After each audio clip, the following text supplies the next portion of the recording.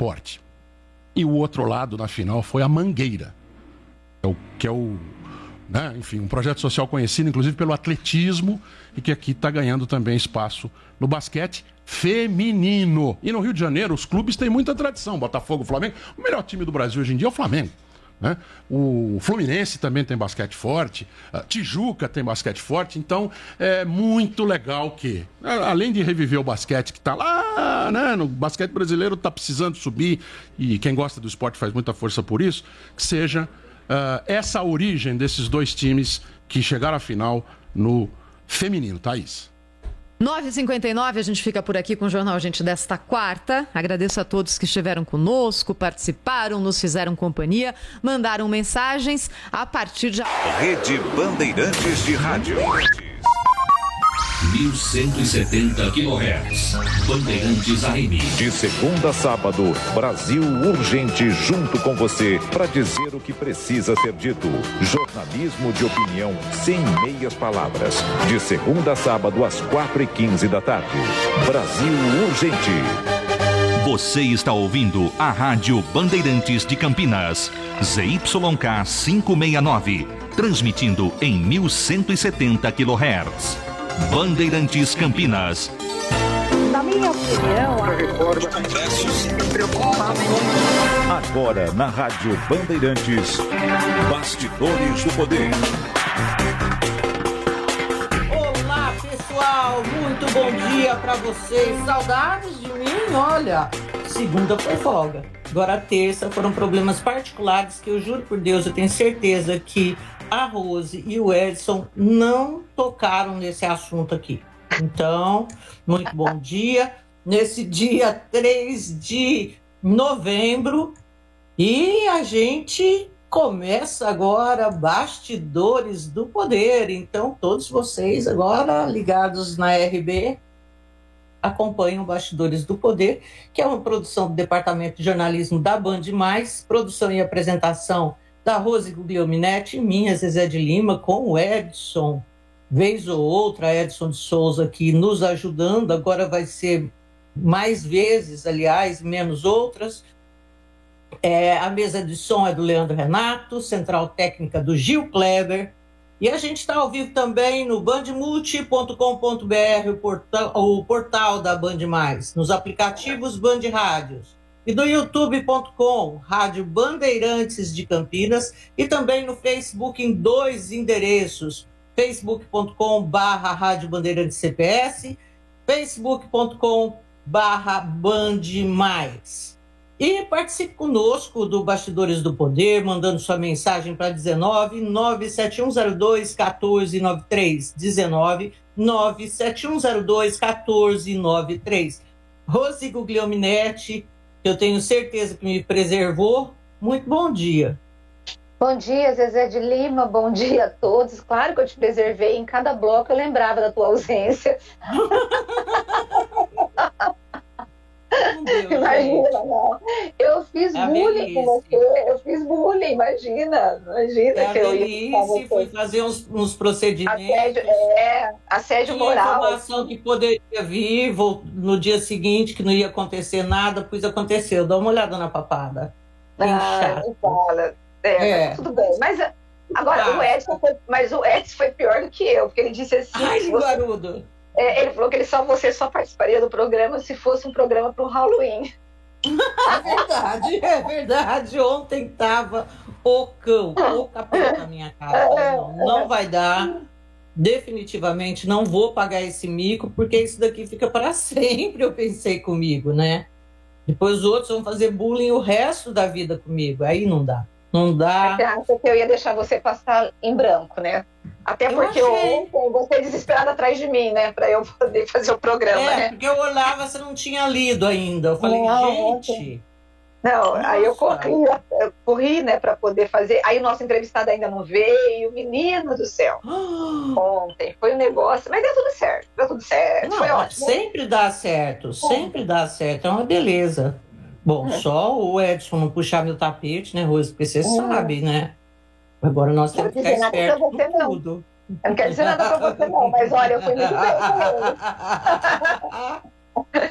Eu achei ele muito bom. Olha, Zezé, eu acho que a gente poderia iniciar com o local, pode ser. O prefeito subindo nas tamancas.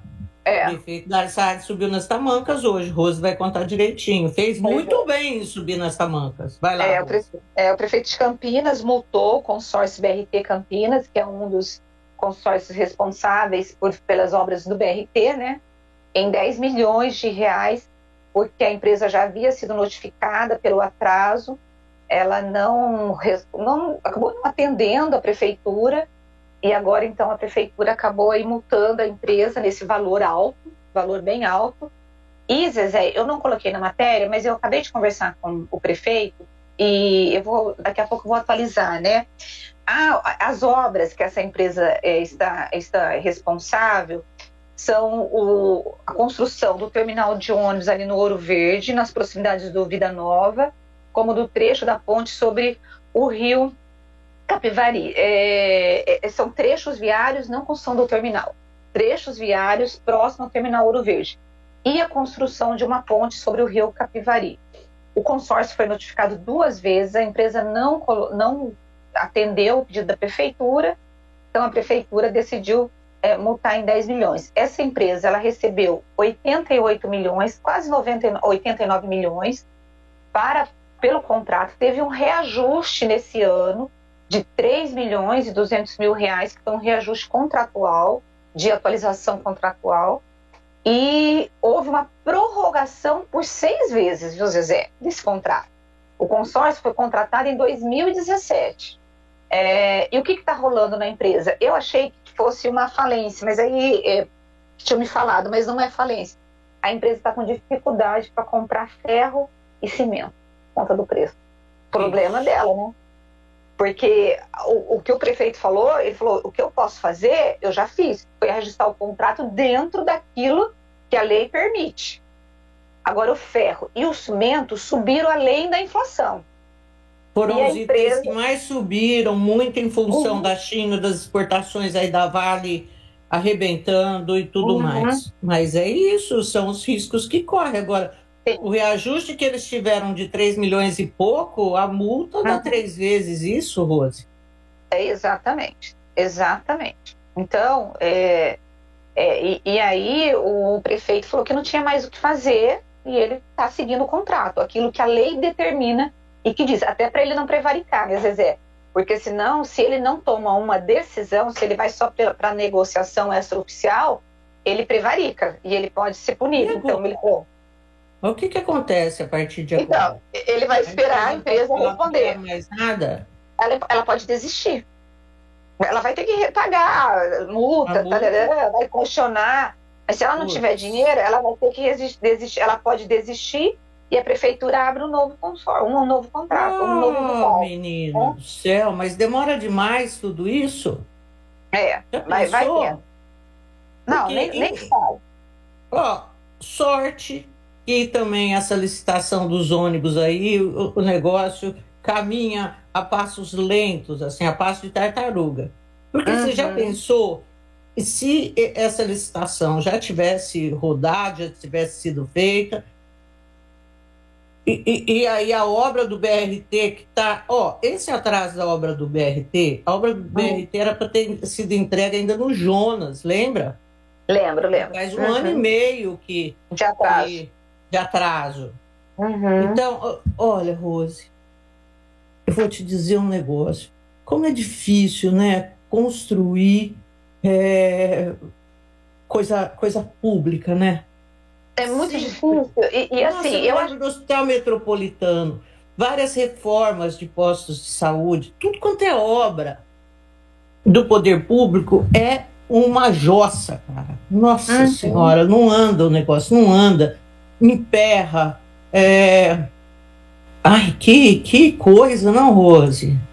Não, é um problema. Agora, o que eu acho, Zezé, que é o seguinte, a obra ela não é barata, não. Eu não acredito que essa empresa tenha oferecido um preço, tipo, que poderia significar aí, dumping que fala, né? Quando você está com preço menor do que o que é possível você sustentar. Eu acho que ela deve ter feito um valor que dava para ela considerar custear os aumentos e ter lucro e tal. Só que eu acho que a empresa não tinha ideia do que ia acontecer com o preço do cimento e do ferro. E isso realmente pode ter colocado a empresa em dificuldades, Zezé. E se a empresa não tiver um fundo, um saldo sustentável, ela não consegue cumprir os compromissos. Isso é fato, né? Olha, Rose, fato ou não, o fato é que agora a gente está enroscado com essa história de BRT e tudo mais.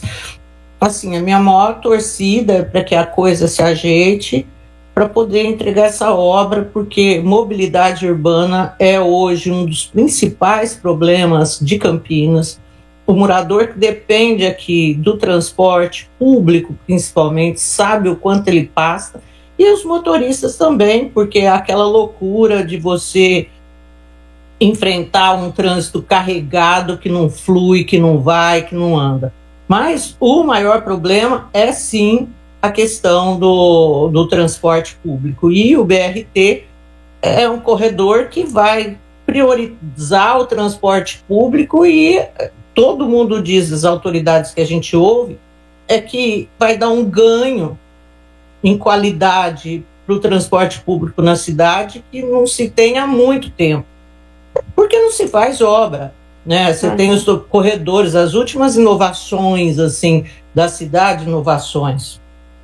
As últimas medidas assim foram os corredores, mas a coisa vai de mal a pior, porque a frota de automóveis só cresce e aí fica Mas você acha que a frota vai continuar nesse crescimento? Ontem eu estava falando para o Edson que eu estou vendo essa geração que está vindo é uma geração que não é muito preocupada com carro, né?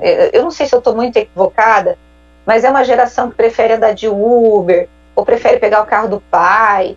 Porque quando a gente fazia 18 anos, a primeira coisa que a gente queria fazer não era viajar, era tirar carta. Ai, que coisa mais pobre, né? A gente queria tirar carta. Os nossos filhos, a primeira coisa que eles querem fazer é viajar. Eles não querem comprar carro. Então, eu estou achando que a tendência é a gente ter uma redução dessa geração que vem nessa questão de ter carro. E tem também uma questão ambiental também. Eles têm uma formação de preservação ambiental muito melhor do que a nossa. Rose, eu acho que tudo depende de para quem que você olha. Se olhar para os nossos filhos, você vai ver tudo isso. Né? Agora, se não for os nossos filhos, os filhos de uma classe média, ainda tem, as outras classes ainda têm essa ambição, né? De ter um carro, Então, eu acho isso. Entendi. Mas pode ser que eu esteja errada, assim. Mas os nossos filhos, sim. Eu acho que o carro não está entre as prioridades e, pessoal, você tem que ficar cutucando para tirar carteira de motorista, porque senão o nego quer te fazer de motorista a vida inteira. Minha filha tá desse jeito, o pai dela tá já explodindo, porque ela vai fazer 19 anos e ela nada, Zezé, nada. Pai, eu tenho que ir em tal lugar. Já fomos, já ligamos, já pegamos o valor da carteira de habilitação, já vimos quantas aulas ela tem que fazer e tá aquela guerra aqui em casa, porque a bichinha, filha, se puder, continua fazendo do pai o motorista. Mas olha que delícia, você tem um motorista que te leva, você não tem que procurar vaga de estacionamento, você não tem que sofrer o estresse de estar dirigindo. Olha que beleza. Pois o negócio é bom, Rose. A gente que tinha ideia errada de tudo. Bom, e falando, né, de classe média, né, hoje nós temos aí o retorno às aulas presenciais na rede estadual e na rede municipal. Tem o distanciamento de 1 metro, né, social, que a gente fala. Agora, Zezé, eu tenho a impressão, e eu gostaria que os ouvintes nos ajudassem, que esse retorno 100% presencial, sem distanciamento, ok, ele vai acontecer, mas não são em todas as escolas. Por que eu estou falando isso? Porque, bom, hoje pode ser, mas a semana passada, por que eu estou dizendo isso? Umas meninas da minha igreja, que são da escola do estado, eu perguntei, vocês voltaram, né, já para as aulas? Ela falou assim, não, porque a nossa escola não está preparada. Então, eu eu fiquei, assim, uma coisa é o governo vir anunciar uma intenção, uma decisão, e outra coisa é essa história estar acontecendo de forma concreta nas escolas. Zezé, e outra coisa que eu percebi, os alunos não estão querendo voltar, não. Que é uma tristeza, isso é uma tristeza. Por quê? Porque se o aluno já não era estimulado para frequentar uma escola antes da pandemia, com essa história da pandemia, eles estão ainda menos estimulados em voltar. Gente, isso vai provocar um atraso de desenvolvimento no nosso país imenso, fora as oportunidades que essas crianças que deixam de estudar não terão. Eu acho que a questão mais grave da pandemia, depois da morte, é a educação, não é nem o emprego, não é nem a questão econômica, Zezé. No meu caso, eu também. Eu acredito não, nisso. E a questão econômica, inclusive, o que a gente vê é o país com a vacinação, ele tomando o rumo dele, né? Naquilo que ele não toma o rumo, não tem relação com a pandemia, mas tem relação com o governo, com política econômica, com o presidente desajustado, é isso. Agora, eu concordo com você. E acho que essa história de... Eu não sei o que vai ser feito, mas as autoridades têm de se ligar muito em tudo isso que está envolvendo aí a educação. Eu fico pensando, né? Por que você está falando de adolescente que não quer voltar ou de criança? Adolescente. Eu fiquei preocupada, porque criança, ela não quer voltar, o pai fala, você vai voltar e acabou. Põe lá dentro. Né? Porque eu lembro com a Luísa, quando eu não queria fazer inglês, eu enfiava ela dentro do carro e botava ela e descia com ela na frente da escola e a bichinha teve que fazer. Tinha que fazer e acabou. Agora o adolescente, o pai que vai trabalhar, é muito mais difícil para esse pai sustentar essa fiscalização. Claro que tem que sustentar, mas o adolescente pode dar uns perdidos. O tipo de argumentação o tipo de argumentação de um adolescente é diferente. Tem muito pai que ele não tem mais autoridade sobre o filho adolescente há muito tempo. Exatamente. Então, bom, enfim, mas é isso, gente. A boa notícia, né, é que as aulas estão voltando, com quase todo mundo vacinado. Grande parte desse... A presença é obrigatória, né, Rosa? A presença é obrigatória, então o pai precisa ficar atento, né? A criança pode repetir de ano, eu acho. A partir do momento que é obrigatório, você vai ter a cobrança de não estar frequentando a sala de aula. Agora, a presença. Vai. É isso, Zezé. Bom, graças a Deus, olha, e uma história aí, para mim é bacana, eu considero essas coisas legais. A agência, né, a Agência de Vigilância dos Estados Unidos, similar ao que é a Anvisa aqui no Brasil, aprovou, então, a vacina Pfizer, para ser aplicada para crianças, né, entre 5 e 11 anos lá nos Estados Unidos. Esse pedido já foi feito pela Pfizer aqui no Brasil, já foi feito esse pedido à Anvisa. Então, a expectativa é de que agora isso daqui aconteça, assim, essa liberação pela Anvisa também aconteça com mais rapidez, porque o CDC norte-americano é uma referência mundial, né? E quando o CDC libera, depois de ter muita certeza. Por quê, gente? Não é que eles são mais competentes, não é bem isso, não.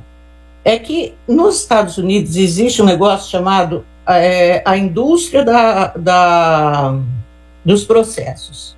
Isso é uma coisa, assim, nos Estados Unidos que é uma loucura. E o que é isso? Se uma autoridade, um médico, uma indústria, ela desenvolve um produto, aprova um produto para ser colocado em uso, e isso cria algum tipo de problema, dá alguma consequência fora daquilo que está sendo especificado, que a pessoa assina lá para falar, eu reconheço, né? Tipo, certamente essa vacina existe os efeitos colaterais que vão ser listados na bula. E aí, se esses efeitos forem maiores do que aquilo que está na bula, os caras vão para a justiça. E eles, assim, quebram empresas. Vai todo mundo... Tem todo um estoque de advogados ali esperando, doido para acontecer alguma coisa de errado. E aí eles vão e isso, a justiça lá é uma loucura nisso daí, para garantir o direito cidadão. Então, assim, para eles darem um passo em falso, é só se comerem bola mesmo. Por isso eles tentam cobrir de tudo quanto é lado. Para ter uma ideia, houve uma época que você engravida e aí você tem um gineco para te acompanhar, um obstetra, né, que vai te acompanhar ao longo da gravidez. Muitos médicos obstetras, se você, por exemplo, fosse viajar para a Flórida e tivesse algum problema, se morasse em outro estado, fosse para a Flórida e tivesse algum problema, tivesse que ter um parto de emergência, os caras não faziam. Volta lá, sabe? Porque eu não vou correr o risco de entrar com você em um procedimento sem ter o teu histórico e alguma coisa dá errado. Aí eu vou passar minha vida inteira trabalhando para compensar isso daí para você. Então, era uma coisa assim, não sei como é que tá hoje. Ou seja, ninguém viajava, então. Se você estava perto, você não viajava. Porque você não conseguia. Você não ia conseguir um obstetra para fazer seu parto se alguma coisa desse errado. Bom, o negócio de neva, que é o capeta, né? Ali no norte. Então, e a neve é um negócio lindo, maravilhoso, quando ela cai. Porque quando ela tá no chão e já tem 3 dias que ela tá lá, ninguém tem ideia do que é aquilo, aquele gelo. E você escorregando, e você caindo, é um rolo. Tudo sujo, é horrível, é horrível. Aí, você tá lá passeando, tropicou na porta da minha casa, caiu, machucou seu cotovelo, eu vou me ferrar, porque eu tinha que ter limpado a neve ali. E eu fui negligente. Né? Pô, mas eu não pude, porque eu tava com uma diarreia, não conseguia ficar. Azar é seu, minha filha. O cara vai na justiça e paga muito, e paga bem. Então, assim, para o CDC liberar alguma coisa, tem que ser alguma coisa que tá muito seguro. Agora, mas eu fiquei pensando ontem, quando eu vi a decisão, porque assim, a gente sabe que lá nos Estados Unidos, os americanos, eles não têm aderido à vacinação pela Covid. Os trampistas. Quando eu vejo essa decisão de aplicar vacinas em crianças, eu falei, gente, será que os americanos irão responder? Eu acho que não. Eu acho que quem não toma, não toma, Rose. Eu acho que quem toma, toma. Então, eu falei, gente, é uma decisão que tem que tomar, assim, eu acho que faz parte da decisão da agência, mas eu não acho que vai fazer um grande efeito. Fé, né? Não botei fé, no sentido de que não tenha, que o laudo não esteja correto, porque o laudo foi o seguinte, o benefício da vacina, ela é muito maior do que os malefícios e os riscos que essas crianças poderão ser expostas. Então a gente vai estar liberando, né? Mas eu não acho que vai ter uma grande adesão. Se na população adulta já não teve adesão, nas crianças, porque a gente já foi mãe, você sabe, quando vai mexer com nossos pequenos, a gente morria de medo de qualquer procedimento. Então você pensa 20 mil vezes antes de fazer qualquer coisa.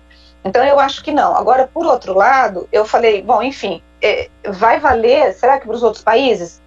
Porque mas aí cada país vai... Eu acho que aqui no Brasil ia tomar pra caramba, Rose. Eu acho. Porque eu levaria, não tem a menor dúvida. Eu também. Eu acho que o país que é resistente, ele é resistente, entendeu? Aí não tem jeito. Agora, por falar em vacina, gente, esse Brasil tá meio doido mesmo, Rose, não é? Não é impressão, não. O negócio tá feio. Você viu a história do iFood? Pois é. Os caras mudando o nome. Gente, o iFood ontem, segundo o iFood, foram 6% aí dos restaurantes, dos estabelecimentos listados pelo aplicativo. O pessoal hackeou e colocou mensagens pró-Bolsonaro no nome dos restaurantes, tá? Então, Lula ladrão, e Bolsonaro 2022, vacina mata. A vacina entrou no rolo. Absurdo. Isso daí tudo, o pessoal tá falando que é porque o iFood patrocinava aí um youtuber bolsonarista, e aí ele andou dizendo coisas que foram consideradas assim, passar pano para gente racista, e o YouTube retirou o patrocínio. E por causa disso, o pau comeu ontem. Mas o cara então tinha senha esses caras sabem tudo, né? Sabe, né? Aí petista comunista, né? Veio vacina mata, como você colocou. Também tinha críticas a Marielle, que foi assassinada em 2017. Né? É um absurdo. Agora, Zezé, o iFood disse que os dados dos clientes não foram vazados, que os pagamentos estão super seguros, que os dados pelos clientes que fizeram pagamento. Eu fiquei com um pouco de medo também. Agora, Zezé, na boa, né? O cara ficou com raiva porque perdeu o patrocínio, vai lá e prejudica a empresa. Agora, eu acho o seguinte... Parece que não foi o cara, né? Foi que ele tinha muito seguidor e aí teria sido alguém aí... Ah, entendi. Então, o que o iFood colocou, que foi um funcionário, quer ver, deixa eu pegar aqui, segundo o iFood, não houve hackeamento da plataforma. A empresa explicou em nota que a troca de nomes foi feita indevidamente por um funcionário de uma prestadora de serviço que tinha permissão para ajustar informações cadastrais dos restaurantes na plataforma. A mudança atingiu 6% dos estabelecimentos cadastrados. O que eu pensei? Por exemplo, em cada crítica dessa que foi colocado, tinha um nome de restaurante. Então, por exemplo, vacina mata, aí tinha o ícone de um restaurante. O que eu fiquei pensando hoje, eu falei, se eu fosse a dona do restaurante, eu iria processar o iFood. Porque a marca do restaurante, ela foi colocada junto com comprometida, ideológica. Por exemplo, vai dar muito rolo. Por exemplo, quando tem uma aqui, Bolsonaro 2022, tá ligado com um restaurante de açaí, o outro petista comunista, massa. E aí, sabe, eu faria isso, porque o restaurante, essa marca, ela não tem segurança de que o nome dela... Imagina, Zezé, você tem o teu restaurante e você usa a tua marca para poder fazer campanha racista, campanha discriminatória ou campanha política. O que aconteceu aqui, eu acho que o iFood vai ter muito problema. Eu sinceramente, eu falei, não acredito onde nós estamos, né? É a pergunta que eu fico me fazendo o tempo todo, assim, porque está extrapolando para um nível, sabe, esse tipo de agressão virtual, de tudo que eu não sei onde que a gente vai chegar. Aliás, o Facebook vai interromper essa história de reconhecimento facial, né? De identificação por reconhecimento facial, por questões de segurança e tudo mais. Aquele que você está numa foto com alguém, e aí você passa o mouse em cima, e aí você identifica a pessoa porque reconhece. Sabe, gente, olha, Rose, vou te falar um negócio. Acho que ninguém está seguro em relação a nada mais, sabia? Não tá. A gente brinca, né? Mas isso é da própria tecnologia, né? Você fala que você quer comprar um biquíni, você está falando, daqui a pouco você chove propaganda de biquíni nos sites que você está entrando. É uma coisa assim maluca. Você fala, ai meu Deus, estou sendo vigiada. Você não tem essa impressão de que você está sendo vigiado o tempo todo, né? Estamos sendo, na verdade, né? Vigiados. É horrível. É horrível, né? Você entra Você está num site e aí tem uma propaganda. Você entra para ver o que é, mas olha, já começa também a pipocar tudo que vem de coisa similar àquilo que você está fazendo. Isso daí nós não podemos falar nada por causa do Bandimulti, né, Rose? Não vai falar coisa, né? Bom, gente, nós temos que ir para um intervalo, coisa rápida, e a gente volta já já. Vamos lá? Bastidores do Poder, na Rádio Bandeirantes. Campeonato Brasileiro 2021 na Rádio Bandeirantes. A melhor transmissão de futebol com a equipe esportiva de maior audiência do interior. Nesta quinta-feira, o Guarani vai enfrentar o Vasco da Gama às 19 horas no Estádio Brinco de Ouro. Jogo da 33ª rodada do Brasileirão. Guarani e Vasco. Acompanhe em AM 1170 Campinas, pelo site radiobandeirantescampinas.com.br, aplicativos Band Rádios e Rádio Bandeirantes Campinas, sistemas iOS e Android, também pelo Facebook e YouTube. Futebol é com a Bandeirantes, laia, laia, laia, laia, Bandeirantes. Futebol. Não importa se o tema é leve, polêmico, divertido ou incrível. O que realmente importa é que você seja sempre o primeiro a saber. Bandimulti.com. Todo o conteúdo do Grupo Bandeirantes em um só clique. Notícias atualizadas de 4 grandes regiões do estado, a qualquer hora. Entretenimento, esporte, utilidade pública. A informação que você precisa. Acesse bandimulti.com. Saiba sempre mais. Uma música, para ser perfeita, precisa de compasso. Está no tempo certo. Ou seja, precisa da matemática. E esse é o tema da 16ª OBMEP, Olimpíada Brasileira de Matemática das Escolas Públicas e Privadas, Música e Matemática. As provas da segunda fase serão dia 6 de novembro. Consulte seu local de prova em obmep.org.br. E se a matemática é música para os seus ouvidos, participe! Ministério da Educação, Governo Federal, Pátria Amada Brasil. Agora, notícias da hora com as notícias locais, nacionais e internacionais, direto da redação da Rádio Bandeirantes. O Facebook anunciou nesta terça-feira que nas próximas semanas vai desativar seu sistema de reconhecimento facial, que identifica automaticamente os usuários em fotos e vídeos. De acordo com a empresa, a decisão levou em conta crescentes preocupações sobre o uso desse tipo de tecnologia. Segundo a Meta, empresa que abriga o Facebook, mais de 1/3 dos usuários ativos diários da rede social optaram pela configuração de reconhecimento facial. Por isso, mais de 1 bilhão de pessoas serão atingidas pela mudança no caso da ferramenta de texto alternativo automático, a AAT, na sigla em inglês, que cria descrições de imagens para pessoas com deficiência visual. E o Facebook acrescentou que ela não incluirá mais os nomes de pessoas reconhecidas nas fotos, mas seguirá funcionando normalmente. Você ouviu Notícias da Hora, aqui na Rádio Bandeirantes. Rádio Bandeirantes. Fechada com você. Fechada com a verdade. Você está ouvindo Bastidores do Poder, na Rádio Bandeirantes. Ei, pessoal, nós estamos de volta aqui com Bastidores do Poder. Eu acho que o nosso convidado, que é o deputado Vanderlei Macris, ele ainda não está aqui com a gente, né, Rosmaria? Mas é ele que vai entrar. Mas vamos conversando aqui, Daqui a pouquinho ele vem. Então vamos adiantar mais assuntos. Uma coisa que eu perguntei enquanto estava aqui no programa, gente, porque eu sou mil e uma utilidades, né? Eu estava vendo aqui com o Barreiro para ver se ele vai fazer uma nova licitação caso a empresa decida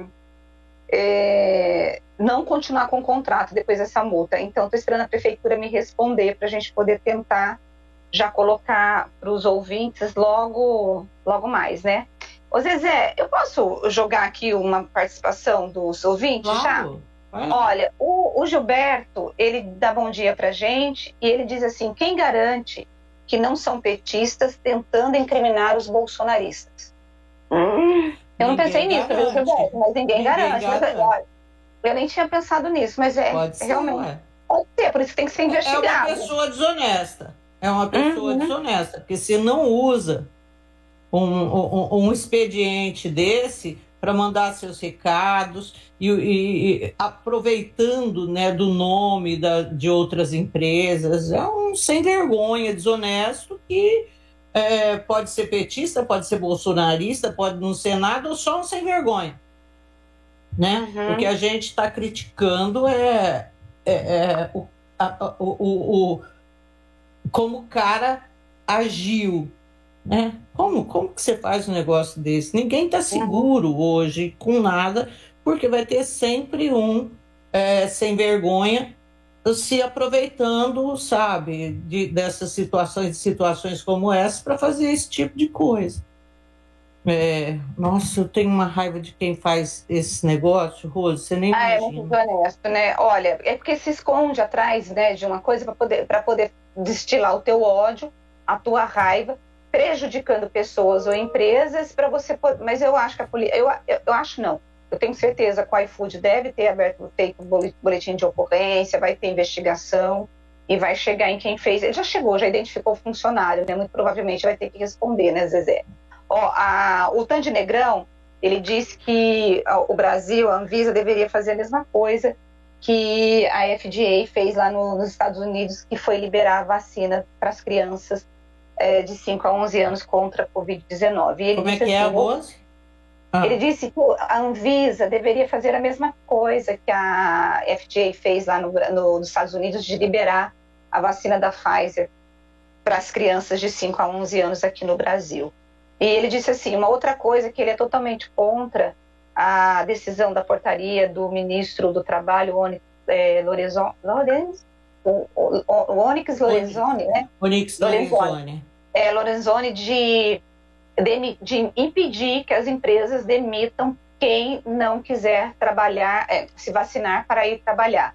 Ele disse que ele não se sentiria confortável com uma pessoa que não tomou vacina trabalhando ao lado dele. Olha, às vezes ontem um monte de ouvintes participaram aqui, participou, né, da nossa enquete, e a maioria tudo contrário a essa portaria, viu? Eu acho até que é inconstitucional essa portaria, sei lá, eu acho que é. Como é que vai entrar assim na vida de uma empresa privada? Sei lá. Bom, seguinte, o deputado já está na sala, Zezé. Isso. Deputado Vanderlei Macris, do PSDB de São Paulo, deputado federal, né? Muito bom dia para o senhor. Olá, tudo bem, Zezé? Um grande abraço a você, a Rose e a todos os nossos ouvintes. É um prazer muito grande estar aqui novamente. Bom dia, deputado. Deputado, bom dia. Eu posso começar, Zezé? Pode, vai lá. Na verdade, eu quero começar com uma coisa mais local aqui da região, que é a questão do aeroporto de Viracopos e a relicitação. Eu sei que o senhor está chamando as empresas, está participando. Eu não sei se é uma comissão ou se foi um requerimento, acho que foi um requerimento que o senhor fez. Em que pé que está essa questão da relicitação aqui do aeroporto de Viracopos? Como que o senhor está vendo? Olha, Rose, essa questão de Viracopos é um problema que vem se arrastando há muito tempo. Nós tivemos aqui, desde a época da CPI, do apagão aéreo, não sei se vocês se lembram, nós tivemos um debate muito grande sobre o aeroporto de Viracopos, que juntava, inclusive, na época do governo do PT, a possibilidade de trem-bala. Foi sempre uma discussão muito grande. Por quê? Para transformar Viracopos no maior aeroporto da América Latina. Esse era o grande objetivo de um projeto que, naquela época, passou de alguns governos, né, a construção dessa alternativa. Muito bem, ele foi construído, né, dentro dessa lógica de ser o maior aeroporto da América Latina, com possibilidade real de viabilizar essa situação, e acontece que a empresa teve problemas, né, com o governo, uma questão dela própria com dificuldade de poder dar seguimento, e está aí hoje uma situação onde a empresa gastou dinheiro para construir o que está aí hoje, né? Que é um aeroporto realmente bastante eu diria, reconhecido como um aeroporto de qualidade, né? Mas ela, sem condições de dar seguimento, resolveu sair desse processo, tirar a sua presença na construção, na continuidade da construção desse aeroporto, e aí a situação está nesse impasse hoje. Ou seja, o governo quer que a empresa saia, ela quer sair mesmo, quer uma indenização pelo que foi feito, tem um encontro de contas a ser realizado aí, né? E o governo resolveu relicitar, fazer uma nova licitação do aeroporto para dar seguimento. Só que essa relicitação, ela diminui quase pela metade o sítio aeroportuário, né? Então, aquela ideia de ser o maior aeroporto da América Latina, com mais de 150 milhões de passageiros por ano, maior que Guarulhos, que já está no seu limite, maior que Viracopos, que já é o melhor aeroporto de Congonhas, né? Que já está no seu limite total, né? Então, Campinas passa a ser, do ponto de vista da presença importante do nosso transporte aéreo, uma chave fundamental. Muito bem, para concluir meu argumento, nós estamos pedindo um debate sobre isso, porque está parado, é um impasse, a empresa quer uma demanda, tem uma demanda, o governo quer diminuir o tamanho do aeroporto, e nós queremos debater isso, porque, afinal de contas, a nossa região merece e precisa de um debate no sentido de que o aeroporto continue com aquele objetivo principal e inicial. Então é isso que está, na verdade, agora emperrando a continuidade dessa relicitação. Exatamente. Bom, deputado, eu não sei se a gente começa aqui por eleição. Só uma questão, Zezé. Oi. Zezé, se me permite, eu só queria dizer que eu estou chamando para essa reunião o ministro dos transportes, né, que não sei se ele veio, vai mandar algum representante, que é o Tarcísio, o presidente da ANAC, da aviação, secretário nacional de aviação civil, Ronei Grasman, o diretor-presidente da Aeroportos Brasil, que é o CEO lá, o Dr. Gustavo, enfim, botar todo mundo na mesma mesa com a gente aí no plenário, na Comissão de Fiscalização e Controle, e debater esse assunto que é fundamental para a nossa região. Tá. Bom, o outro ponto, a gente tem também a questão do trem intercidades. Em que pé que a gente está em relação a isso, deputado? Olha, o trem intercidades também é uma outra longa história. Nós estamos trabalhando muito nisso aí, já não é de hoje, desde a época que foi aprovado aqui na Câmara Federal um projeto de lei que permitia a relicitação das atuais concessões de transporte de carga ferroviário. Muito bem. Essa lei foi aprovada permitindo ao governo que chamasse as empresas concessionárias de carga hoje para uma revalidação, ou melhor, para zerar as atuais ou algumas antigas concessões que ainda tinham 5 ou 6 anos pela frente, algumas 7, 8 anos, e zerando isso, um compromisso de um pacto que pudesse garantir futuramente, ou melhor, essa mesma concessionária pudesse garantir para o futuro investimentos necessários para aumentar o transporte de carga em toda a linha férrea brasileira. Muito bem. Isso está em andamento.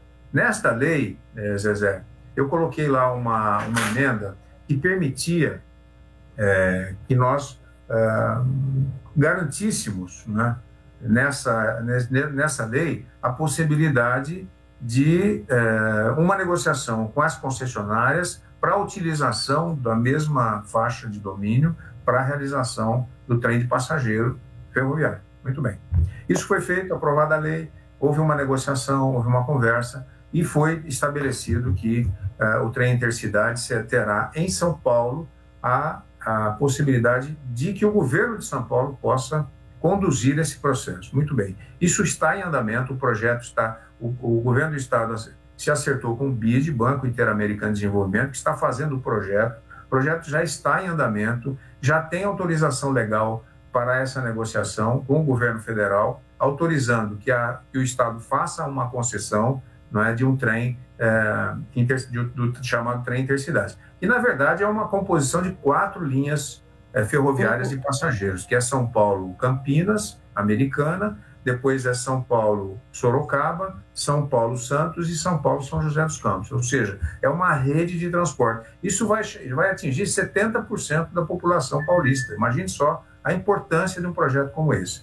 Pois bem, eu continuo atento a isso, nós estamos trabalhando e isso está em andamento. Quer dizer, estou muito otimista que já o ano que vem nós vamos já estar licitando essa primeira etapa. São 2 etapas, que é a primeira faixa que vai ser feita, que é São Paulo-Campinas, depois Campinas-Americana. Deputado, hoje o presidente do Congresso, Arthur Lira, está aí trabalhando para poder votar e viabilizar a PEC dos precatórios. Como que o senhor está vendo a possibilidade dela ser aprovada? Porque ele está com um pouco de dificuldade. Como que está aí nos bastidores? Eu quero saber os bastidores mesmo dessa votação. Os bastidores apontam para um impasse, por enquanto. Né? O governo ainda não tem garantia dos 308 votos necessários. Eu próprio estou em dúvida. Né? Em relação ao governo. Por quê? Eu estou conversando com o governo de São Paulo para ver o impacto que isso vai dar no estado de São Paulo. Estou avaliando também aquilo que está tirando, como é que chama assim, nos bastidores, uma negociação com o Centrão, porque aumenta, quer dizer, isso saiu de 60 bilhões para 70 bilhões, agora 80 bilhões, está incluído aí a possibilidade de atendimento de emenda de relator no orçamento, que eu acho que é uma coisa não deve ser mantido isso como objetivo de uma negociação. Né? Então, o Centrão está realmente muito articulado, até ameaçando votar contra se não tiverem esses recursos, que são por volta de 10 bilhões de reais. Então, esse processo está em andamento, não tem nenhuma decisão ainda. O que eu disse a vocês, eu vou avaliar muito o voto para ver até onde isso não vai implicar no futuro, Zezé e Rose. No futuro, um comprometimento da situação fiscal brasileira. Né? Isso vai estourar no colo de todo mundo, dos empresários, da população, dos assalariados. Quer dizer, ao invés de buscar grandes reformas, como administrativa, reforma até política, enfim, grandes reformas, né? Está se procurando atender interesses imediatos e principalmente interesses imediatos eleitorais. Então, é muito importante que hoje eu acho que não teremos ainda decisão. O meu sentimento é que ainda não tem votos e o governo, se não chegar à conclusão que tem votos, não vota. Não vai votar. Bom, deputado, a gente sabe que os precatórios, né, um volume grande de dinheiro foi somado aí aos precatórios que têm que ser pagos no ano que vem por causa do Fundeb. O governo deixou de repassar esses recursos para vários estados e isso daí aumentou para caramba o valor desses precatórios para o ano que vem. São Paulo tem dinheiro do Fundeb para receber? Eu estava vendo que uma das coisas que está sendo negociada é no sentido de garantir pelo menos parte desse recurso do Fundeb, né? O projeto do governo falou, a parte precatória, a partir de 60 milhões, Deus sabe quando a gente paga. E esses recursos aí, eles são maiores do que 60 milhões em muitos estados do Nordeste. Olha, Zezé, São Paulo, claro, tem impacto em relação a isso, né? Como todos os estados brasileiros terão. Né? Agora, o que eu estou sentindo, isso me preocupa bastante e me faz até pensar em relação ao meu voto, é o fato de que nós estamos comprometendo seriamente o futuro fiscal do país. Né? Sim. O teto hoje é a garantia, é o cheque que nós temos para dizer aos investidores internacionais, olha, o Brasil está preocupado com a sua situação fiscal. Né? E se descambar isso, e se virar isso uma rotina, fura-teto aqui no Congresso Nacional, nós vamos comprometer o futuro do país. Quer dizer, a indústria vai pagar um preço, assalariados, todo mundo, todos nós cidadãos brasileiros vão pagar um preço muito alto por isso. Então, é fundamental que a gente tenha regras que garantam, não é, E São Paulo tem essa preocupação também, é claro que sim. A questão do Fundeb é fundamental para que ele não corra riscos em relação a isso, né? Então, aí vai ter que ser feito um ajuste de interesses entre o governo federal, governos estaduais, para esse repasse do Fundeb que precisa ser garantido. Também acho plenamente razoável que esse debate seja colocado. Bom, o senhor está falando em relação a furar o teto de gastos, né, que é uma lei aí, uma emenda à Constituição que foi aprovada lá no governo Temer e que determina aí os gastos com base na inflação do ano anterior, só para o nosso ouvinte saber o que a gente está falando. Mas outra questão em relação a essa PEC é a seguinte: a gente sabe, a gente tem certeza que o Brasil piorou muito nesses anos.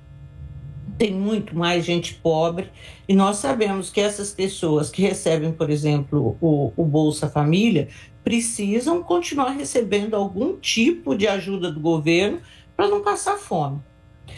Qual a outra opção? Está sendo falado em fazer uma nova medida provisória, instituindo de novo o auxílio emergencial.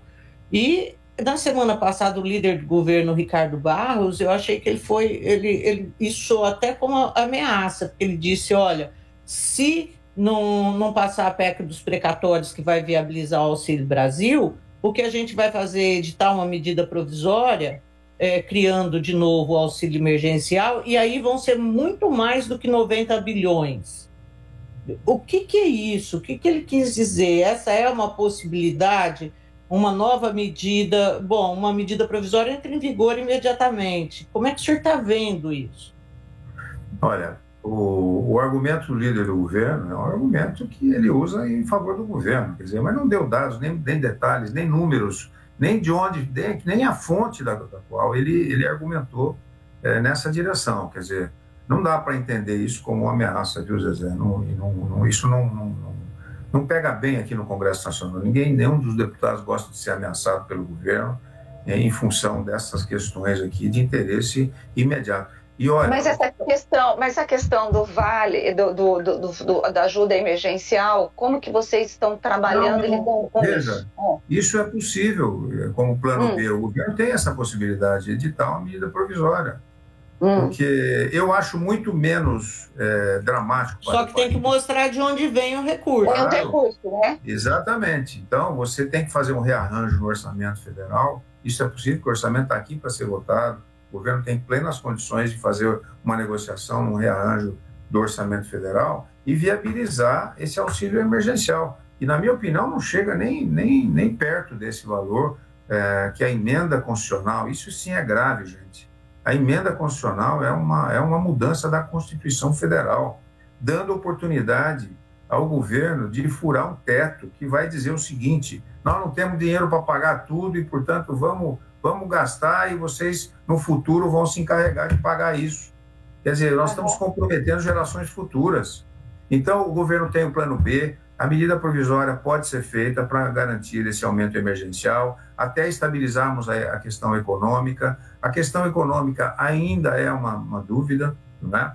Mas, de qualquer maneira, o governo tem sim esse mecanismo de uma medida provisória que dê garantias de continuidade desse auxílio emergencial. E é possível fazer, porque nós estamos ainda durante a pandemia. Zezé, eu tenho uma pergunta aqui de um ouvinte, depois eu já passo para você. O Xandão, ele diz assim: a Dilma sofreu impeachment por uma suposta pedalada e o Bolsonaro está cometendo várias pedaladas, além de estar na cara dando dinheiro ao Centrão por conta dessa história das medidas das emendas do relator. Deputado, por que a Câmara Federal não abre impeachment contra o Bolsonaro? Uma pergunta para o senhor. Porque isso depende apenas e simplesmente do presidente da Câmara, que é um aliado incondicional do presidente Bolsonaro. Só por isso. Quer dizer, ele tem lá medidas, tem argumentos, tem agora a CPI que termina lá os seus trabalhos na Câmara, no Senado Federal, e mostra claramente o envolvimento do presidente em vários crimes que foram reconhecidos com levantamento de dados, informações, tudo isso nós vimos na CPI, né? Além disso, quer dizer, qualquer modificação ou pedalada que ele dê, isso é mais argumentos, quer dizer, argumentos suficientes já tem lá, está na mão do presidente. Agora, isso é uma determinação constitucional. Se o presidente não mandar abrir o processo de impeachment do presidente, vai continuar presente na gaveta dele essas solicitações e não vai acontecer nada. Exatamente. Bom, vamos falar um pouquinho de sucessão. No dia 21 tem aí as prévias do PSDB. Eu sei que o senhor é um aliado forte aí do governador João Dória, mas ele andou tendo uma derrota bastante significativa anteontem, né? Que é a história dos 92 prefeitos e vice-prefeitos que haviam sido filiados e que agora não vão poder votar por decisão do Comando Nacional. Como é que o senhor viu isso? Como que o senhor está vendo a campanha do João Dória dentro do partido para ser o candidato à presidência da República? Eu aqui do lado de fora estou achando que está super apertado. Como é que o senhor está vendo? Zezé, primeiro, eu apoio o João Dória como candidato a presidente. Eu voto será dele. A minha articulação política todinha está voltada para isso. E nós vamos continuar fazendo.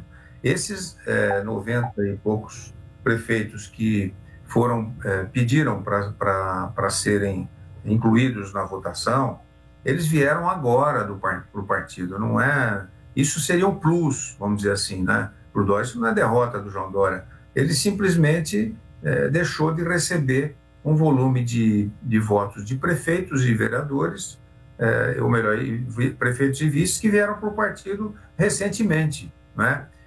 Imaginando que pudesse votar. E a executiva disse, não vota porque a votação, a filiação é só até 31 de setembro. Isso foi cometido por todos os candidatos, né? O candidato do Rio Grande do Sul também participou, teve filiações fora do prazo. Não sei se o Arthur Virgílio não tem conhecimento, mas eu sei que 32 prefeitos, se eu não me engano, 32 membros filiados ao partido se apresentaram para votar e, na verdade, não eram eleitores até 31 de maio. Então, essa data limite é uma data que vai valer para todo mundo. As pessoas acharam que podiam votar, não é? Prefeitos e vice-prefeitos. A executiva disse que não vai votar. Vai ser respeitado isso. E, do outro lado, a mesma coisa. Então, está se dando como derrota, é claro. Internamente tem uma disputa, né? Essa disputa, candidatos usam dos seus argumentos para dizer que foi derrota, e na verdade não foi, mas eu estou muito confiante, viu?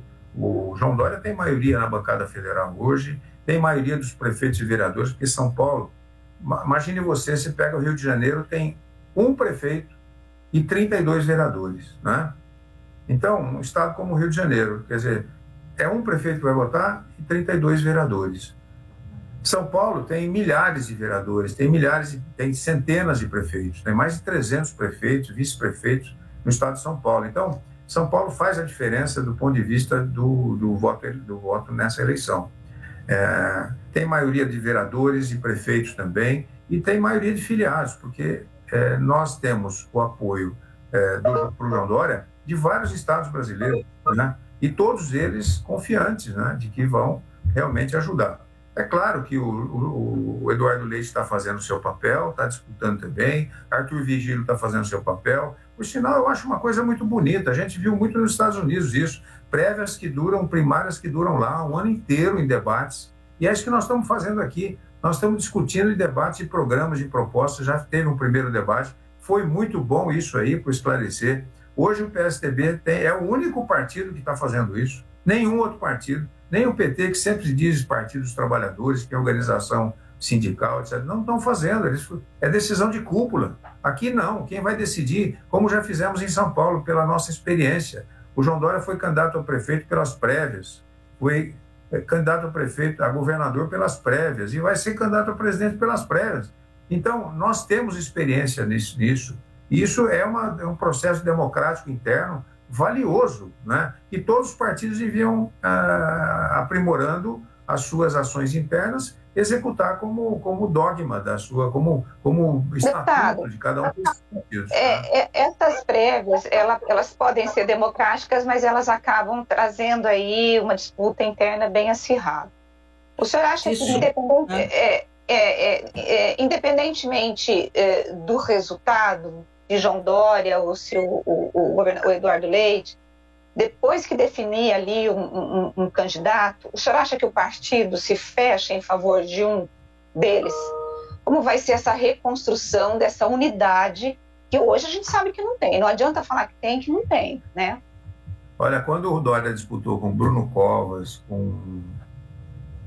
se eu não me engano, ele teve 4 candidatos que ele disputou com o governo do estado.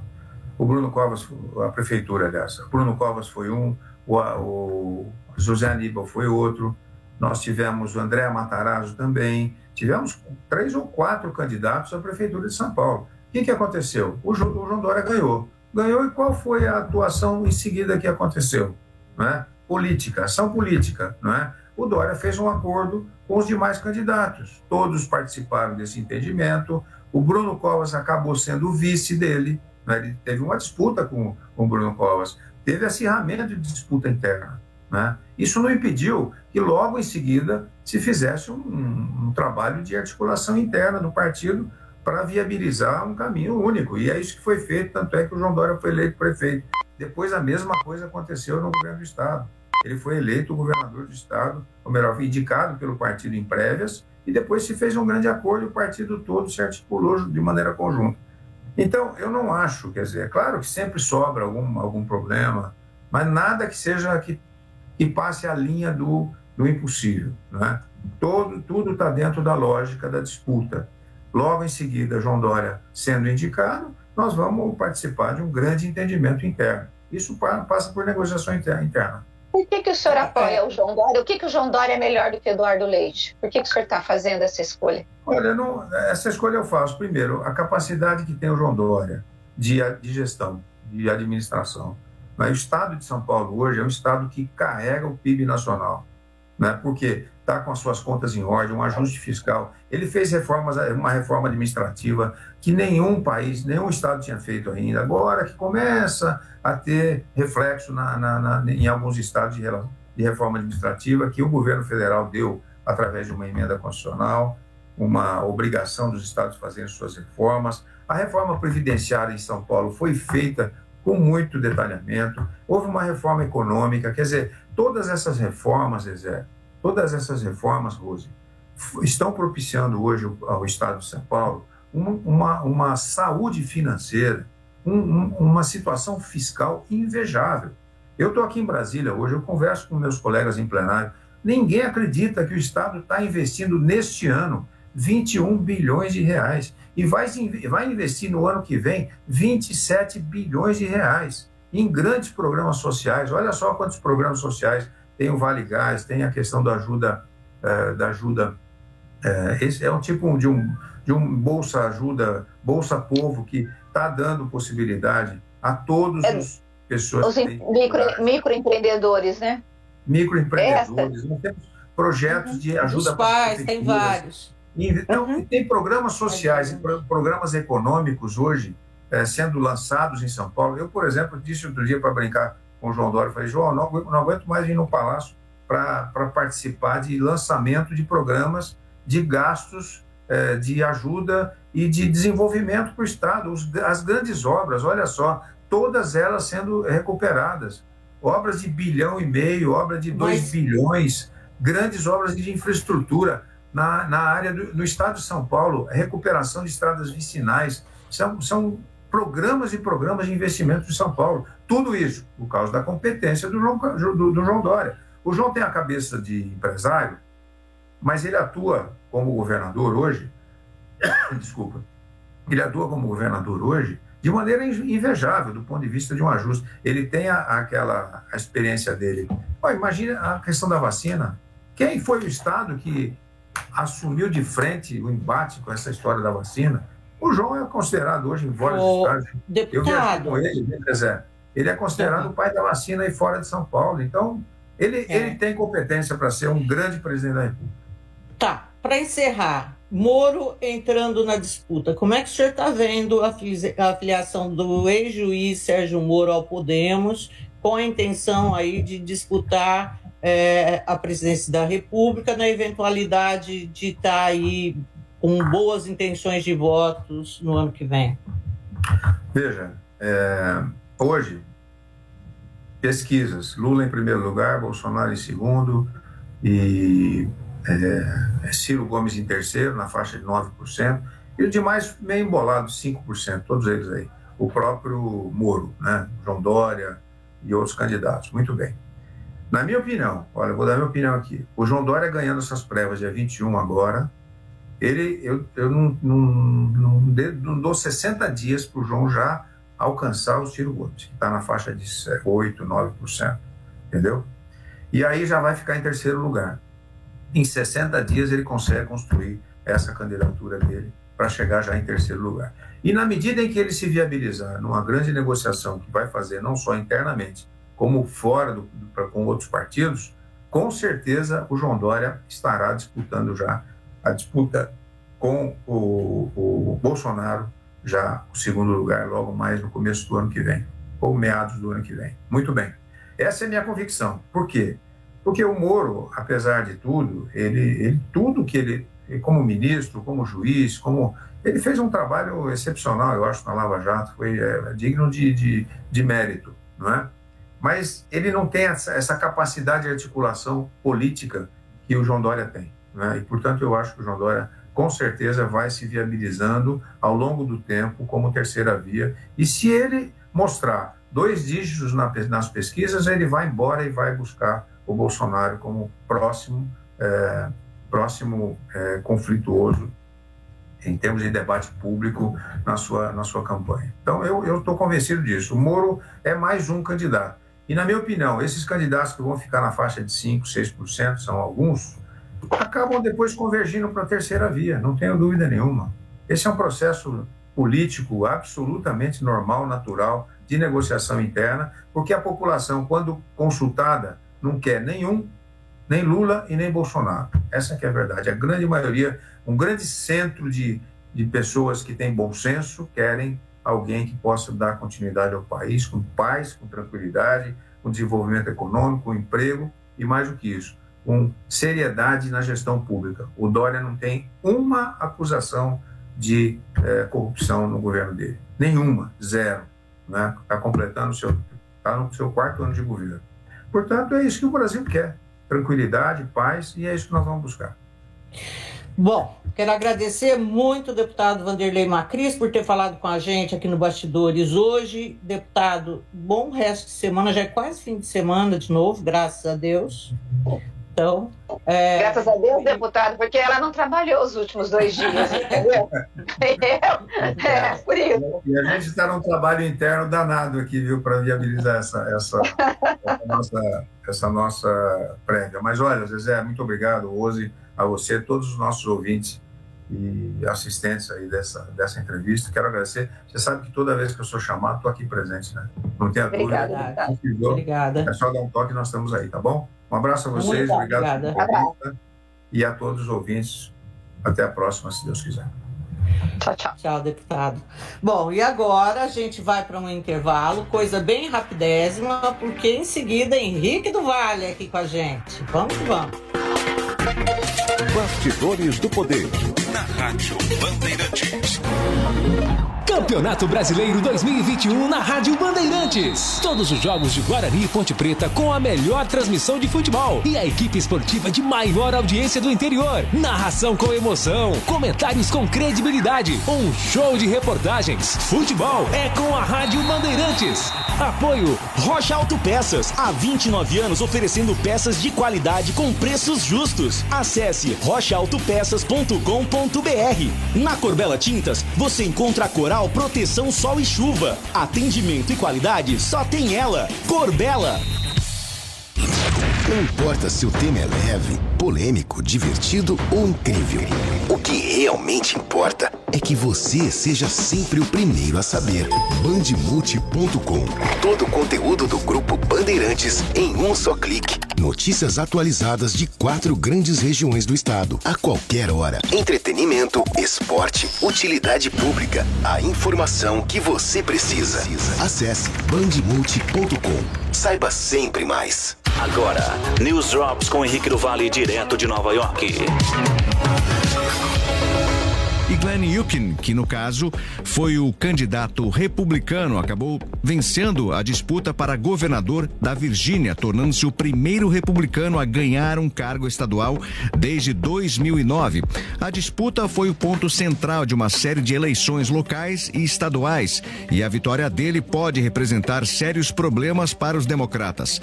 Enquanto isso, os republicanos estão olhando para a estratégia vitoriosa, especialmente como ele mobilizou apoiadores do ex-presidente Trump sem alienar os eleitores suburbanos que são menos apaixonados por ele, como uma forma de possivelmente abordar outras disputas.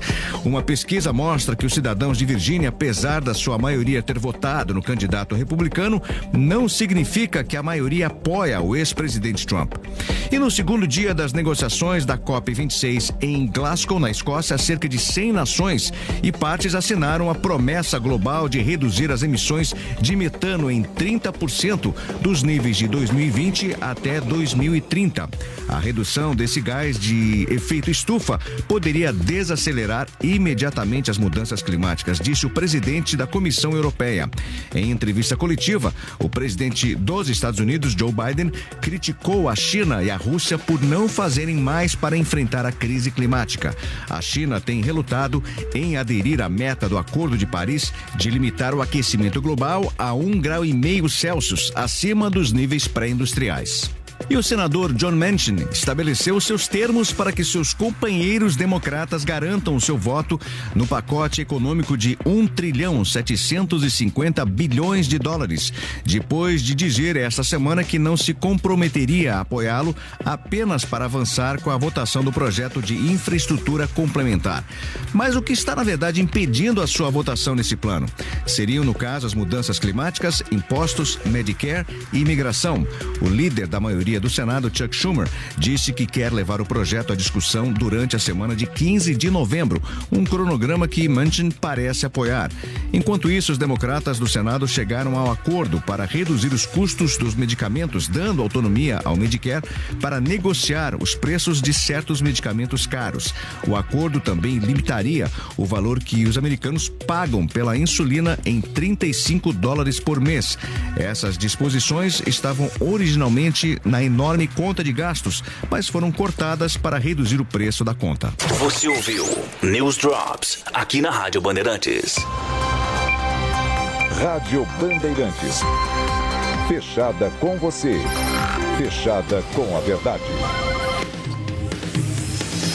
Você está ouvindo Bastidores do Poder na Rádio Bandeirantes. Pessoal, vocês ouviram aí o vozeirão de Gil Kleber anunciando o News Drops? Gil Kleber é assim, uma coisa. E agora nós temos um outro aqui que tem um vozeirão também, que é Henrique do Vale. Henrique, muito bom dia. Aí é mais bom dia ainda, porque o dia ainda vai ser maior aí, né? Que horas são? Aqui são exatamente 10 horas e 12 minutos e vou te falar, Zezé. Ai, sabe quando você levanta de manhã cedo e vê aquela camadinha de gelo em cima do carro? É exatamente onde nós já estamos aqui. Tanto é que vocês que estão acompanhando a gente em transmissão, em vídeo, tá vendo que eu tô até de jaqueta de frio, porque lá fora tá friozinho.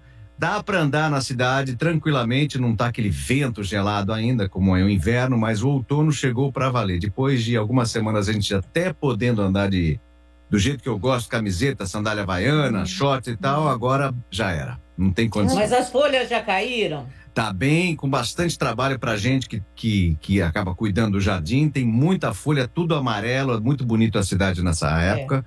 Mas é bastante trabalho para poder fazer limpeza, né? Porque tem muita folha na casa inteira, enfim. Mas tudo bem, é muito bonito.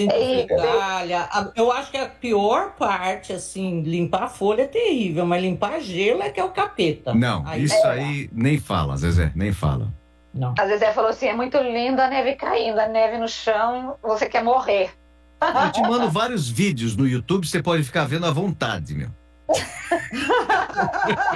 Agora, vim aqui limpar a neve, não dá, não. Ninguém quer, né? Ninguém quer saber. Bom, a gente teve, quer dizer, os americanos, na verdade, né? Tiveram eleições ontem aí rolando, Henrique, foi isso? Exatamente. Bom, inclusive alguns resultados já saíram, alguns ainda não saíram, como por exemplo o resultado para governador em Nova Jersey, né? Tanto o candidato republicano quanto o democrata estão praticamente empatados. A gente não tem ainda É difícil, inclusive, a gente saber quem que vai ser o vencedor nessa história toda. Porém, em Nova York, quem acabou vencendo as eleições para prefeito foi um ex-policial, trabalhou durante 22 anos no departamento de polícia, chamado Eric Adams. Ele, na verdade, é o segundo prefeito negro eleito em Nova York. E ele é democrata, né? Como sempre, já tinha dado uma prévia do que a gente ia ver, inclusive nessas eleições para prefeito, quando nós tivemos uma prévia, né, das eleições no verão por aqui. Bom, você sabe que inclusive Nova York é um estado democrata, né? Totalmente democrata. Existem 7 democratas para 1 republicano no estado de Nova York.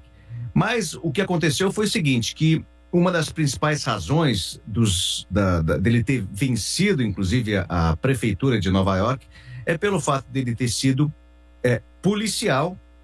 Agora existe aquela questão da violência policial praticamente nos Estados Unidos. Ele prometeu que realmente vai transformar o Departamento de Polícia de Nova York, lembrando, inclusive, que ele foi vítima de abuso policial quando ele tinha apenas 15 anos de idade. E foi por causa disso que ele resolveu entrar na polícia. Então ele prometeu, inclusive, mudanças na própria lei da polícia. Às vezes a gente vê em alguns estados, aqui nos Estados Unidos, a polícia abusando do seu poder. Tipo assim, as pessoas são revistadas sem ter nenhuma razão, né? E ele prometeu que realmente vai mudar bastante coisa na polícia. Mas é aquela história. Ele é uma pessoa que já disse que mesmo apesar de todos os problemas que a polícia já teve no passado, o principal objetivo dele é justamente fazer com que a polícia seja um elemento fundamental na segurança da cidade. Então ele vai continuar apoiando os policiais, ele vai fazer as reformas necessárias, enfim, parece ser uma pessoa com um intuito assim muito bom, né?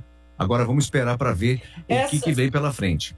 A questão policial foi a principal plataforma da campanha dele, Henrique? Sim. Eu queria completar, Henrique, deixa eu completar, porque uma coisa é ele prometer que ele vai fazer, outra coisa é ele efetivamente conseguir. Como que a polícia, a corporação é aí nos Estados Unidos? Porque aqui no Brasil a gente tem uma mobilização, um corporativismo muito grande. Como que é isso nos Estados Unidos? Então, cada distrito possui os seus departamentos de polícia, né? Então, existe, na verdade, um centro grande que oversee, no caso, vê tudo isso lá de cima. E, no caso, pelo fato dele ter trabalhado durante a polícia durante 22 anos, ele conhece todas as entranhas da polícia. E como ele conhece gente lá dentro, as pessoas que, no caso, votaram nele, justamente têm a esperança de que, no caso, haja uma mudança da forma com que as condutas policiais são feitas aqui nos Estados Unidos, principalmente no estado de Nova York. Então, é por isso que as pessoas realmente votaram nele. O principal ponto é que a polícia, várias vezes, a gente já aconteceu diversas vezes, de simplesmente eles abusarem do poder. Tem o badge, tem a arma e chega nas pessoas, principalmente latinas e negras na cidade. Elas são abordadas sem ter nenhuma razão e muitas vezes são assim sujeitas a constrangimento sem ter feito absolutamente nada. Né? Isso acontece não somente aqui em Nova York, como também em diversos outros estados nos Estados Unidos. E foi justamente que a gente acompanhou no ano passado diversas manifestações justamente contra o Departamento de Polícia, e muitas vezes esses departamentos foram assim vistos como corruptos, e aquela reforma policial que foi tanto prometida durante muito tempo, em alguns estados acabou acontecendo, em outros estados não ainda. Mas ele já prometeu que, pelo menos em Nova York, isso com certeza vai acontecer. Agora, Henrique... Pode ir, Zezé. De uma maneira geral, Henrique, o Biden, ele venceu ou não, assim? Como é que a gente pode avaliar isso? Bom, o fato é o seguinte, que em diversos estados aqui nos Estados Unidos, hoje nós estamos tendo a eleição de vários candidatos republicanos. Está sendo um baque para a administração do presidente Joe Biden, justamente porque o Partido Democrata não estava esperando que vários candidatos republicanos em estados chaves democratas estariam vencendo. Exemplo típico é o estado da Virgínia. Durante muitos anos, o estado da Virgínia sempre foi um estado democrata, né? Tanto é que o presidente Joe Biden venceu no estado de Virgínia, e agora a gente está vendo, inclusive, a mudança, né, do governador da Virgínia de ser democrata para republicano. Por que isso está acontecendo? Porque as pessoas estão extremamente desgostosas com o governo Biden até o presente momento, principalmente com a atitude que ele teve com a retirada das tropas do Afeganistão. A gente, inclusive, já conversou sobre isso aqui no programa. O problema da alta inflação, a gente vai ver o aumento da gasolina acontecendo por aqui nesses próximos meses. A gente está vendo o aumento dos preços das coisas por aqui. O americano não está acostumado com inflação, então todo dia e toda semana ele vê a gasolina subir. Isso aí já é um ponto extremamente negativo para a administração. Então, por enquanto, o governo Biden não conseguiu solucionar esse problema, assim como o problema da cadeia de suprimentos. Então, quer dizer, a gente está entrando na estação das compras, Natal está chegando aí, já fomos avisados, inclusive, que os produtos de Natal serão mais caros, pode correr o risco de você fazer o pedido do seu presente de Natal, muita gente vai acabar comprando isso online e não receber a mercadoria. Então, quer dizer, o governo Biden está sofrendo grande pressão, não foi aprovado ainda o projeto de infraestrutura, que tanto ele estava esperando antes de ir para Glasgow, na COP26, ou seja, o governo dele realmente está super abalado, e os democratas não acreditavam que nos estados chaves, que eram democratas, pudesse haver algum tipo de mudança. A última coisa que eu tenho para dizer em relação à Virgínia é que, mesmo embora o candidato republicano tenha sido endossado pelo ex-presidente Donald Trump, não significa que os eleitores lá apoiam o ex-presidente como candidato à presidência nas próximas eleições, né? Eles veem a coisa diferente. Eles veem esse candidato republicano um candidato novo. Ele, na verdade, ninguém conhecia essa pessoa. Ele entrou, conseguiu convencer os eleitores naquele estado, venceu as eleições, mas mesmo embora depois disso tudo, depois de feito uma pesquisa no estado, eles apoiam esse novo governador republicano, mas não apoiam a figura do ex-presidente Donald Trump como sendo futuro candidato do partido para a presidência. Mas, de qualquer forma, né, Henrique, é um desgaste muito rápido do Biden, né? E eu acho que o Afeganistão foi a grande bomba que ele afundou. Mas toda a inflação também, Rose. E a inflação, né? Porque, a inflação mundial está corroendo governos. Está. Exatamente. E outra coisa, só para você ter uma ideia, 2/3 dos americanos acham que a economia americana está extremamente pobre. A maioria dela acha que não vai melhorar até o ano que vem. Então, assim, esse é o tipo de pensamento que a maioria dos americanos hoje tem. Estão, assim, extremamente pessimistas com o que vem pela frente. Ao invés do que a gente via no passado, de que após a pandemia a economia ia estourar, ia crescer e tudo mais. Agora, mesmo embora a gente esteja vendo aí tipo assim, um surplus, né? Mais vacinas disponíveis para todo mundo, a gente procurando voltar ao normal. Dia 8 está chegando, a fronteira americana será aberta novamente para vários turistas. Isso vai ser muito bom, inclusive para as regiões que dependem do turismo, dependem das pessoas entrarem aqui e consumir novamente. Mas tem um problema que está havendo falta de funcionários. Só para você ter uma ideia, inclusive nessa semana nós tivemos, durante 3 dias, vários atrasos da American Airlines em voos por aqui, por falta de funcionários, as tripulações trabalhando overtime. Na semana anterior nós tivemos o mesmo problema com a Southwest. Então, quer dizer, é um problema que a gente está vendo cada semana e não está vendo nenhum tipo de melhora, né? Nessa administração do Biden.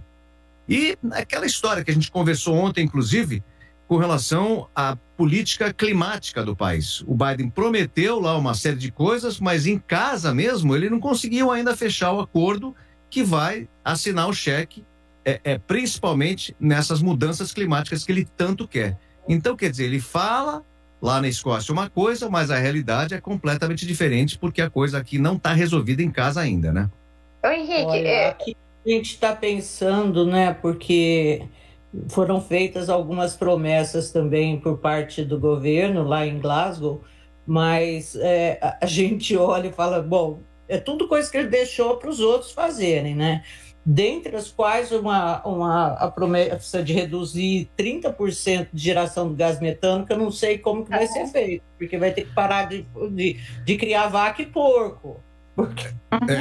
Exatamente. Um país como esse aqui, que é um país basicamente exportador de comida, né? O agronegócio é o que segura a gente em tudo quanto é lugar.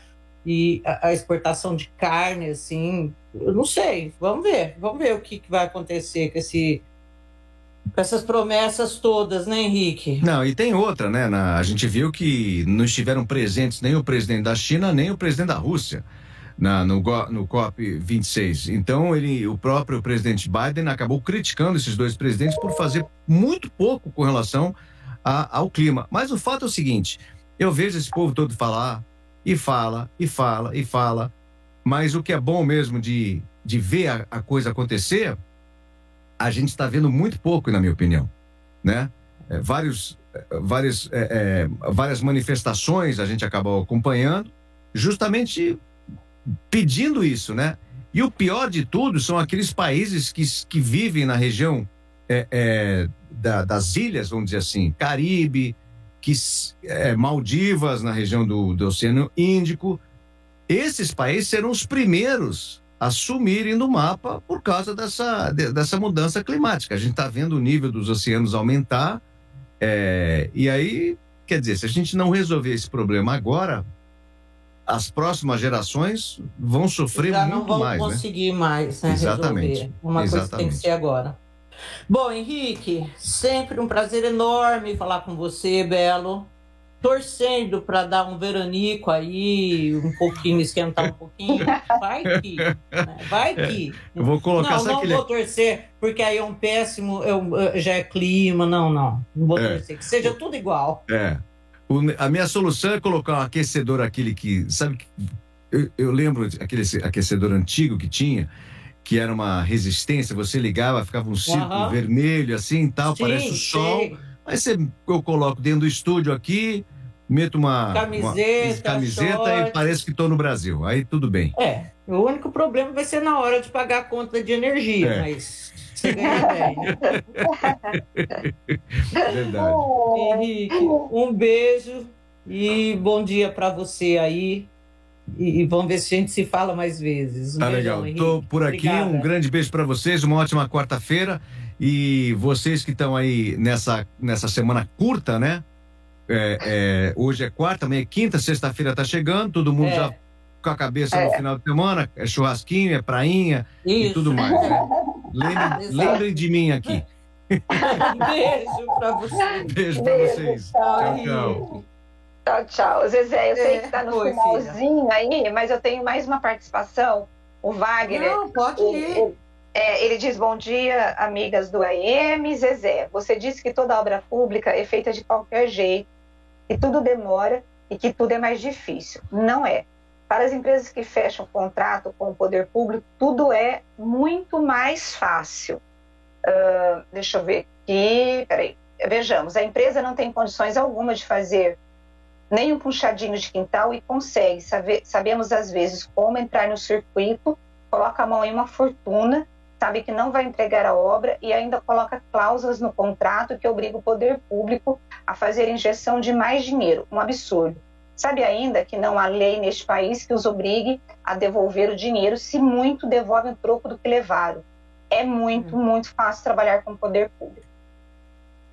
Na verdade, Wagner, o que eu disse foi exatamente isso. É duro para o poder público, não para a empresa que trabalha com o poder público, mas para nós aqui recebermos o serviço contratado, a obra contratada. A gente paga, né, pagamos os nossos impostos para ter de volta as obras, os serviços e tudo, só que o poder público, eu não sei se ele contrata mal, só isso, ou se é tanta gente desonesta. Quem topa e trabalhar com o poder público é quem só quer se dar bem na vida e não pensa nem um pouco naqueles, né, que aquilo vai favorecer, que aquilo vai ajudar. A gente tem muitos exemplos aqui em Campinas. Para mim, o PS Metropolitano, Rose, foi um negócio. Lembra aquilo? Foi. A loucura foi. Sabe? É muito, muito desgastante e desrespeitoso. Olha, tem mais participação? Tem sim. O Edvalmir diz assim: Rose e Zezé, a gasolina também está aumentando semanalmente nos Estados Unidos. E aí, não será culpa do Bolsonaro? O Biden vai levar uma lavada nas próximas eleições, mas contudo a economia do jeito que está não é culpa do Biden. Será que vocês não entendem que é global? Está ouvindo, Zezé e Rose, que Biden nos encontros é um e na prática é outro? Aí, Edvalmirzinho, a questão é a seguinte. Olha, eu ia falar assim, ser grosseira, mas não vou ser, não. É o seguinte, tem uma questão aqui que faz com que o preço da gasolina suba muito também, chamada dólar. Sobe nos Estados Unidos, mas nem de perto sobe como sobe aqui. E o dólar aqui sobe ou por causa de política irresponsável do governo ou por causa de falha irresponsável do governo. Então esse que é o problema, entendeu? Olha, Zezé, mais uma para terminar. O José Roberto diz assim: ouvir esse deputado medíocre falar que vai sofrer as consequências, uma crise é político profissional. Ele falando do dólar para presidente, nossa, Deus nos livre desse mal e de uma crise também. Abraços a vocês, José Roberto. Tá joia, Zé Roberto. Agora a gente tem que ir embora que o esporte já tá esperando. Gente, um beijo para todo mundo. Amanhã, 10 horas aqui. E nos encontramos para falar mais sobre notícias. Tchau, tchau. Pessoal, Rose, beijo. Beijo, tchau. Você ouviu Bastidores do Poder na Rádio Bandeirantes. 1170 kHz. Bandeirantes AM. Não importa se o tema é leve, polêmico, divertido ou incrível. O que realmente importa